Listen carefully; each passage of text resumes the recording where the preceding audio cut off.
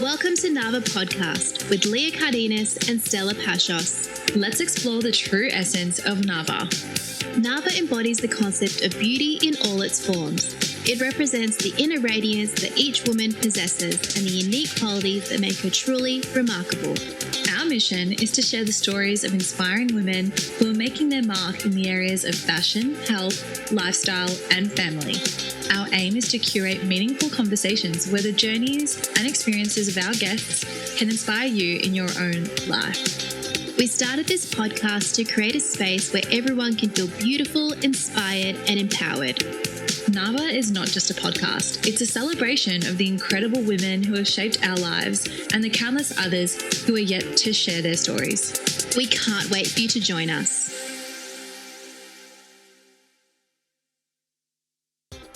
Hi everyone, welcome to today's episode. Please join us, the hosts of Nava Podcasts, in this delightfully candid get to know us, if I do say so myself. In this episode, Leah and I are going to take you through a cozy little chat where we share some stories amongst the 4 pillars that our podcast is based on. So taking you through family, health, lifestyle and fashion. We base all our conversations with our guests around this, and we thought it would be fun and about time we give you a glimpse into those areas of our own lives. So we hope you enjoy this conversation.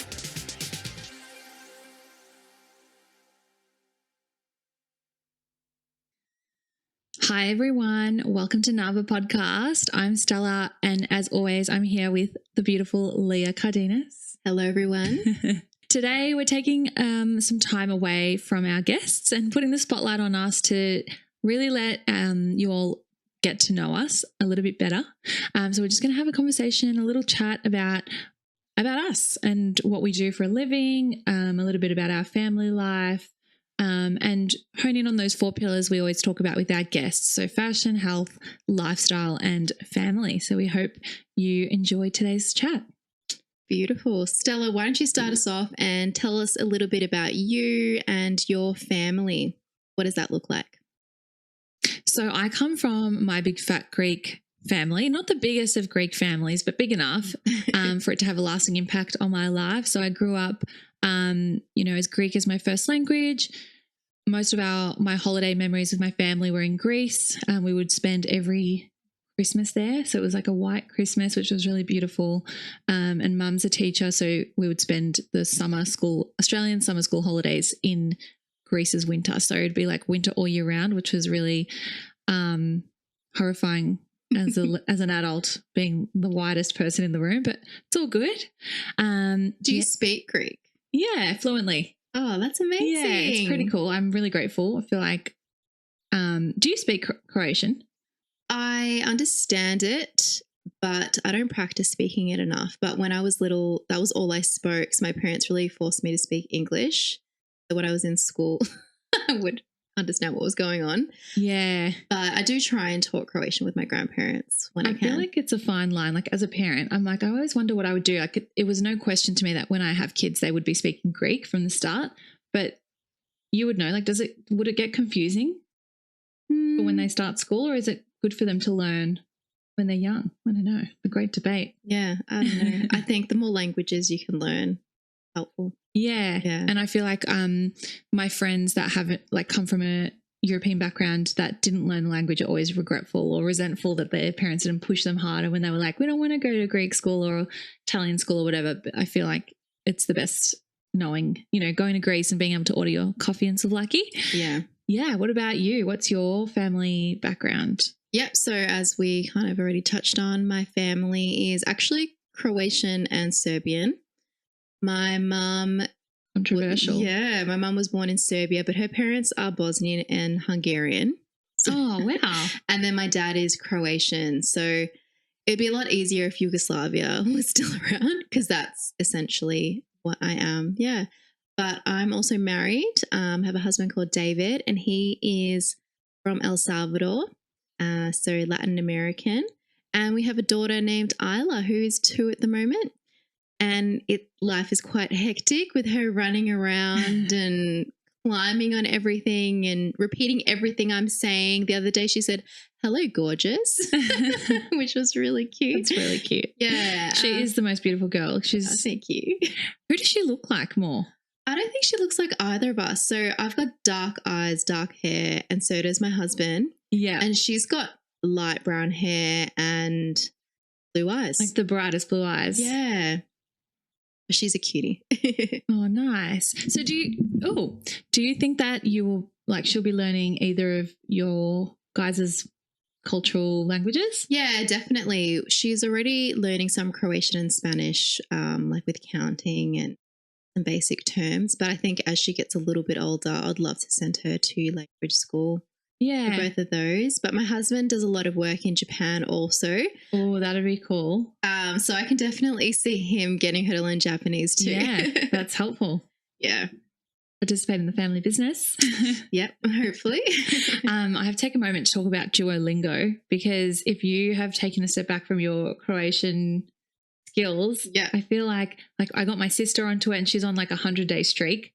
And actually my boyfriend Louis got onto it and he was practicing his Greek. Because whenever he comes over to my parents' place, they're like trying to talk to him in Greek. And he's like, oh, I really want to practice my Greek. So he started like his streak, and then I got my sister onto it. And then his little cousins even started practicing it, like with her Turkish language. It's really cute to see, like she's like on a 30-day streak. I get notifications. So highly recommend. That's so cool. I will. I think I'll download the app again. So funny. Can you talk to us a little bit about lifestyle? What's your background? What do you do for work? Yeah, so I studied interior architecture and I practiced that for a couple of years. And as I was doing that, the global financial crisis hit and it was really hard to get a job as a interior architect. So I was doing that part-time and I thought I have this free time, and I decided to do my master's in teaching. And I really loved that and decided to work in that career full-time. And I've done a lot of freelance graphic design and interior architecture on the side, and I still do now, which is really great. But I love teaching design to my students and having that professional experience in the field, I think is really helpful with helping to inspire them and talk to them about how design can be more practical. Nice. Yeah. Are you glad you made the shift, the career move? I do sometimes wonder what it would. Yeah, I do miss design sometimes because obviously with teaching it can be a lot of admin. Yeah. And all the different curriculum and things that you need to meet. I do not envy.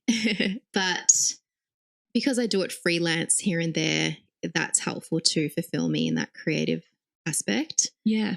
But the stability of teaching has been really good, especially with raising a family. Having holidays every 2 weeks is a real blessing. It's nice to have something to look forward to. You're like, okay, 10 weeks to go. Yeah, but it's always expensive to travel during that time. So that's a little bit annoying. Yeah. Can't have it all. No. What about you? So I came from my most recent career was in software sales. So I've always been in sales. I started off in high-end luxury sales. I worked for companies like Tiffany & Co. and Cartier and Chanel, and that was really fun. It really kind of honed in my skills in customer service and attention to detail, and really understanding why quality in things is so important, and the savoir-faire, as we would say, the craftsmanship behind these pieces, and how to really sell that to customers. So we would have clients come in purchasing things for like $200, and then by building a relationship and focusing on that relationship, you'd grow them to be purchasing something to the value of $200,000 or more. So that was really incredible. Not always. It might just be like from 200, you might go to 1,000, or you might go to 10,000, but going on that journey with them where they really trust you and being that trusted advisor is what kind of kickstarted my career in sales. And then I moved into medical device. A lot of my clients at Cartier were actually surgeons, and they pushed me to kind of get into medical device. So I was in the operating theatre with surgeons on a daily basis, which was really fun. I got to see a lot of babies be born, which was beautiful. I'd always be crying, and then I'd get annoyed at the men because I'm like, all you have to do is get up and cut the umbilical cord, but they do so much more than that. So I won't be a hater. We're grateful. And then I actually moved into software sales. So I was actually made redundant in February of this year. But I feel like we can have a whole other episode on navigating redundancies, truly. Yeah. It's been like the best and most challenging time, being off work for about 6 months, but we'll get there. It's just a very challenging candidate market at the moment, but it's been great in the sense that it's given me time to focus on our little passion project, Nava. Yes. And yeah, it all happens how it's meant to, I suppose. Yeah. So I know that while you've been in this period of not working full time, you've had a lot of trips and enjoying a break. Tell me, or tell our listeners a little bit about how you're navigating self-care and spending time with family and friends and your boyfriend. This is why I need you in my life to just like bring me back to the silver lining. Yeah, this time I've really tried to lean into it. It's been both challenging, as I said, but the best time ever. Because when I stepped away from redundancy, I kind of had to reassess and be like, okay, who is Stella without a job? Like I feel like our careers, especially in this day and age, really define us and provide so much purpose to our lives. And I was really challenged and like brought up against the mirror. I had that mirror placed in front of me of who am I without that job? But it was kismet timing. So I met my boyfriend the week I was made redundant, was our first date. And then 4 weeks in to our relationship, he's like, how spontaneous are you? Let's put this to the test. Do you want to go to Bali like the day after tomorrow? And so we went to Bali with his cousins, and that was like a really, really fun trip. And the best way to get to know someone was we missed both our flights to and from. But yeah, it's just been a lot of fun. And then since then, went to Byron, been to Sydney a couple of times, went to Bali again, and going back to Bali very soon. So obviously highly recommend Bali if you haven't been. Yes, we booked Bali for the end or beginning of next year. I'm so excited to be taking Isla on a more relaxing holiday because we took her to Japan last year. So my husband, as I said, does work over there. And that was an interesting way to travel with How old was she? She was 18 or 17 months at the time. Yeah. Luckily not walking too much, so we were able to keep her in the pram. But now I think it's going to be really hard to keep her down. I feel like it's a beautiful age to travel with though. I was talking to a lot of the parents at the pool in Bali, I feel, and they were like, it's either the 9-month age is perfect, or it's like once you miss that window, it's like you really have to wait till they're 2 to enjoy it. But I feel like you guys are going to have the best time. Yeah, I can't wait. I definitely need some colour. This winter has sucked that out of me. Deprived the life out of us. So we need the sun and vitamin D and just the energy you get from it. Yes. What about pets? What about pets? So I've got an Italian greyhound named Lorenzo, who is the funniest, cutest dog, except I was on my boyfriend's phone once and I caught him out messaging his friend. Or he had posted a story of Lorenzo on his Instagram, and his friend replied being like, what's that?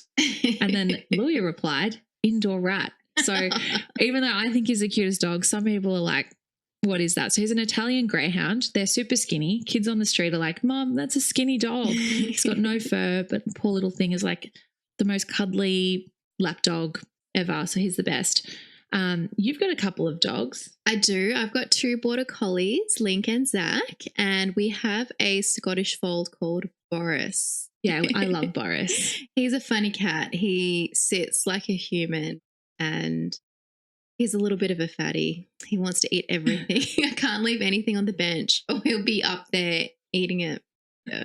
So you've got a cat, 2 dogs, a 2-year-old and a husband and a beautiful home. Can you talk to us about, or tell me about, I want to know, how you designed your home? Yeah. So back in 2016, we sold our first house, which we built, and we were looking for a piece of land and actually ended up finding an old property and demolished the house on there and decided to build custom because we weren't actually able to find a volume builder to build on the land because it's a really big slope. But it was a great opportunity for me to put all of my ideas and philosophy when it comes to space, because that's what interior architects focus on. space and how it's used and how it feels. Where are the windows and what are they looking out to? So the windows have been really purposefully placed at different heights and lengths that maybe aren't always traditional. I'm also really inspired by Japanese architecture with the outside coming inside and how different spaces open up. And there's a lot of split levels in this house, which was really difficult to kind of navigate and see how we're going to break out the different areas. But it's very pared back, minimalist, I would say. How many years ago now, since you built it? Yeah, so the process started in 2016. Wow. Yeah. It took 3 years. We lived with my in-laws at the time. Luckily, they're you've met them. They're very fun and chill, and they love to entertain. And it was very full. Life was very full and fun, and there was lots of family around, and it was really lovely time, actually. Oh, beautiful. Yeah. Do you feel like your style's changed since you first designed the home? I've always wondered that, like people building their forever homes, like how do you know that, your style is going to be timeless, or, what you like in 5, 10, 20 years time, even though I think your home's gorgeous, but I just always wonder. I think there's like little levels of detail that I would love to incorporate in a future house that we didn't get to this one, I think, considering the budget and the type of builder that we built with. So I'd like to go down the path of maybe a more specialized build. But yeah, building is tough. Dealing with all the different trades and keeping on track with everything. I've had my own troubles with building. Yes, tell us about it. So I've got a property in Melbourne, just along the coast, and I bought it in 2018, settled in 2020, was off the plan, and then signed up to a builder. Wasn't the right builder, cancelled that, then went on to the next builder, and that was a complete disaster. I thought I had done my due diligence, but it's never enough, and navigating the process on your own when you have no building experience is just so much room for error in that sense. So kind of wasted 3 years navigating that back and forth. And then amidst that, there was the COVID lockdowns and pricing of materials went up. So the builder wanted more money. There were delays, ended up cancelling that. And now I've lost my money there, but I think it was a blessing in disguise looking back. Now I've signed up to a new architect. So I'm actually getting the plans today, which I'd love for you to look over. Yeah. And we'll hopefully have a house on there very soon. But yeah, again, looking back, it's almost a 3 to 5 year project. That's crazy. I don't know anyone who's gone through a building process and it gone super smooth. Yeah, smooth sailing. It's hard. Yeah. But I remember when I showed you my original plans and you really took time to evaluate the floor plan, you actually redid it for me. Yes. And it was all about the flow and how to make it practical, entering the house, having a mudroom to drop your bag, and just really functional and allowing it to flow, which I loved. So we'll appreciate that. Thank you. We'll be back after a short break. This conversation is sponsored by Strider Movement. Strider Soul's Comfort Cork insoles unique trigger point system provides an optimal level of comfort, guidance, and support between your feet and the ground. Their natural cork design allows the insoles to mold to the shape of your feet over time, providing individual support to the natural shape of your feet. A truly balanced insole for comfort, reducing pressure and relieving stressed areas from your feet up. Nava listeners receive 10% off their purchase at checkout with code NAVA. That's NAVA. Now let's get back to our conversation. Talk to us about health. What do you do for mental health, for physical health? Yeah, so I've actually had to change my diet quite a lot lately. We've had lots of discussions about this. I've had some stomach issues and trying to navigate a more anti-inflammatory diet and being a little bit more selective of what I am consuming and conscious of all the additives and things that are in foods that you wouldn't think. Yeah, so that's been quite of a challenge at the moment because when your gut isn't right, it does affect your whole body. In terms of fitness, I've been doing a lot of Les Mills because it's really hard to navigate when I can go out and exercise with a toddler. Yeah. So absolutely. I often do those workouts at home. I have a little bit of a setup while Isla's sleeping. A lot of Pilates and HIIT and that kind of thing. But I do love going out for a walk, and you have inspired me to try and run a little bit because you are a runner. I need to inspire myself a bit more, I think. It's now that the weather's a little bit nicer, it's going to be easier. But for relaxing, I love having a hot bath and putting on a face mask and just having a few moments of peace. Really enjoy skincare routine, you know, double cleansing, retinol, all the things, all the oils. Actually tried this new pore cleansing face mask, and it actually like draws out all the oils, and I like seeing all the little dots as it's coming out. What brand is it? Benefit actually. Nice. Yeah, this is not an endorsement. Yeah.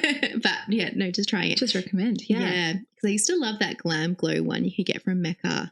It was so cool, but they don't sell it anymore. No. Yeah, what about you?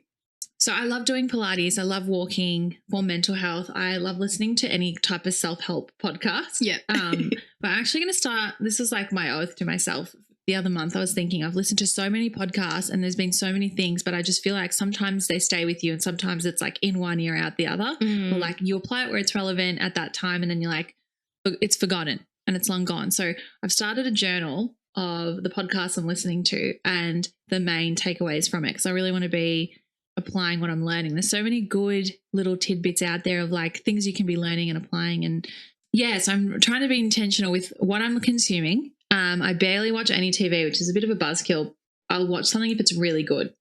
So I love like binging a show that's like I've heard is amazing and turns out to be amazing. Otherwise, if it doesn't capture my interest in like the first bit, I'm like turning it off. Yeah. But yeah, that's the thing with that's the podcast project at the moment. So it's a bit of a mental health tidbit and moments of gratitude. I feel like I've really helped in the last kind of 6 months when I've been feeling flat or a bit down. And then winter doesn't help for me. So as soon as the sun comes out, and I've been trying to get away as much as I can to sunshine, and that I feel just gives me that mood boost that I've really needed. Yeah, it's been a cold, dark, wet winter. Yeah. It sounded so sad. But I love winter too. I love like being inside and like having it rain outside. Yeah, fireplace, hot drinks. Yeah. I also love winter fashion, but I just feel like it's been so long. It's been long. Yeah. But we're like the days are getting longer and spring is on the horizon. Yes. Yeah, that was a bit of a disjointed answer on health, but we are also, Louis and I are also doing the anti-inflammatory protocol. So we've been going to the chiropractor. I'll give him a shout out. His name's Dr. Anthony Briggs in Elwood. And I've been seeing chiropractors for ages, and I just feel like it's usually like a 5-minute appointment and they go in, you get your alignment and you're out. But he really takes the time to sit down with us. He's like, what's going on, you guys? Like, tell me this. You know, is Stella still kicking Louis? Are you still kicking Louis in your sleep? Yes. Okay, what do we need to do about that? And he goes through like a full health assessment. And he told us about the anti-inflammatory protocol because I was saying that I've had some gut issues as well. And so we're both onto it. It's just really interesting. Like, highly recommend people reading about it. I don't know. We're not medical professionals to recommend diets, but if you want to try something for the sake of trying it and seeing if it's got an anti-inflammatory or like you're not as bloated, definitely give it a go. Yeah. I found that I'm feeling a lot better and more energy. And just less bloated. Yes. I hate feeling bloated, especially when you have a wedding coming up. Yeah. Yes. So your sister's wedding. Yes, my sister's getting married in 2 weeks and I'm a bridesmaid, and it's been a really quick kind of getting it all together. And how long since like the engagement to the wedding? 3 months. Yeah. So it's been a little bit stressful. But let's do it. Yeah. But they know they want to get married. So they've just been really lucky getting venues and like that with all those people in COVID that it was like backlogged. Yeah. So it was just really lucky. I think that's awesome because it's like these days I feel like you kind of anticipate someone gets engaged. It's like a year or a year and a half after that they get married. Like before I even met Louis, I was like, I better book my wedding venue in from now, or like the makeup artist, because they're going to get booked out. Yeah. Hopefully not anymore. Yeah. All right. So we've spoken about a little bit about family. We've spoken about Health. background of our careers and lifestyle. What's the last pillar? Fashion. Yes. So we want to leave we will make this kind of like a shorter episode, but I feel like we've got so many different points that we can come back to in each of the pillars that we've spoken about. Yeah, definitely. Fashion. Tell me about, like, I love your blazer at the moment. No one can see it, but it's like this gorgeous. Is that the Elka one? Yes. Yeah, I love it. It's got like a bit of a shoulder moment. We're It's very oversized. Loving these nude tones at the moment. Yes. Too. We love. We're just like in sync sometimes. Like I come to your house and we're ready to record and it's like, yes, we have the nailed same the outfit. colours. Yeah. Or maybe we just don't have that much. Or this is the only colour in our wardrobe. I think I'm in a state season with fashion where I would rather get some quality pieces and have lots and lots of like fast fashion. I think given my age also and being a teacher, I have to dress quite corporately as well. So yeah, I've just been quite selective and trying to go for Australian brands where I can. All about texture and and like statement pieces. Yeah, nice. Yeah, what about you? Well, when I worked at Salesforce, I was in the marketing team, so in the marketing cloud team. So we sold marketing products to Australian retailers. Some were actually overseas, but more often than not, they were Australian businesses. And so we really got to like a look into their marketing strategies and what the consumer sentiment was at the time. And I remember attending this retail summit where Australian designers were talking about the current consumer sentiment. And I think a lot of people relate to your approach at the moment. So being really intentional with pieces that we're adding to our wardrobes, trying to buy Australian designers where we can, and kind of cultivating, I suppose, like a capsule wardrobe as opposed to like cheaper items. I think people would rather buy one really good quality coat or, as opposed to 10 different jackets. So I'm aligned with that. I share the sentiment. And I'm very much the same. I think I'd rather be purchasing quality items and have a few of them and just wear them all the time than like really cheap clothes that aren't cool quality. But in saying that, I will do a Zara shop at times. Yeah, of course. But Can't I do do like everything. I know. I do like picking up pieces that I'm like, okay, it's a bit more expensive, but I'm always going to love it. And I think I've always been like that. Yeah. Yeah. I recently did a cull of my wardrobe to make space for more. Yeah. No, just I'm going to donate the things that I'm not using anymore and try and be a little bit more minimal. Yeah. And I think that's important. Like once you go through your things, like I've been going to hunter markets a lot recently because I've accumulated things over the years and can never throw out anything. Yeah. And when I'm there, I'm like, this is actually a toxic trait that needs to be rectified. It's like, okay, do we need this many clothes? No, let's donate. Let's try and sell some and keep the wardrobe minimal. I say that, but I always overpack. Yeah, me too. Yeah. Was there anything else you wanted to share with our guests? I guess it would be really nice to just talk about how we got here and why we're doing Nava. Yeah. I can start off. I feel like we both have like a bit of an entrepreneurial bone in our body. We're both really, I guess, I don't know how to word this, but like we're career focused. Yeah, we're ambitious and driven, and we want our own, I guess, financial freedom and independence in something like that we're passionate about. And that for us both is either women in their careers or just women succeeding and celebrating their success by sharing their stories. And the perfect way to do that was through creating Nava, which we can thank you for. Yeah. So I think we're both thinking about the same things at the time. I think I approached you in February. Yeah. Yeah. And for at least a couple months, I was thinking about what do I want to do for myself, because watching my husband start his own business and working hard with that, it was inspiring to see him create something and to think about creating something ourselves was really interesting, but didn't really know where to start, and started having conversations, and we met up and had a bit of a chat about what we were interested in, and Nava kind of flowed from that and molded it with the 4 pillars of fashion, health, family, and lifestyle, because we found those 4 things were important to us. And we just were really interested in telling stories of other women's success and what they've learned, and hopefully create a space where our listeners can learn also.